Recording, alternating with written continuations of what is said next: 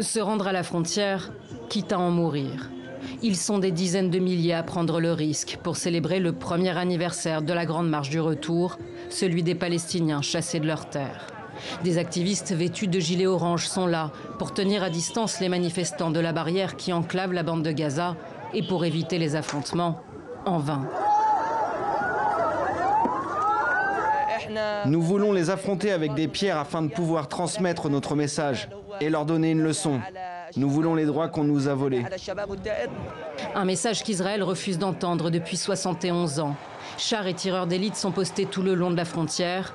En accord avec les organisateurs de la marche, l'armée israélienne s'est engagée à éviter l'usage, cette fois-ci, de balles réelles. Un accord qui aurait fait long feu. Selon le ministère gazaoui de la Santé, les soldats israéliens n'utiliseraient pas que des gaz lacrymogènes pour repousser les manifestants et auraient ouvert le feu. Un adolescent de 17 ans atteint au visage serait mort et une vingtaine de personnes auraient été blessées à balles réelles. Plus tôt dans la journée, c'est un jeune homme de 20 ans qui était enterré après avoir été tué lors d'une manifestation nocturne, selon le Hamas. Les gens sont sortis aujourd'hui pour confirmer qu'ils conservaient leurs terres, leurs droits et qu'ils choisissaient la résistance. Et pour dire à ceux qui essayent de normaliser la situation que cette voie est juste avec la bénédiction de Dieu, peu importe le prix à payer.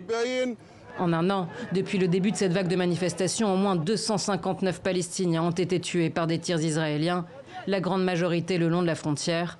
De son côté, Israël a perdu 2 soldats.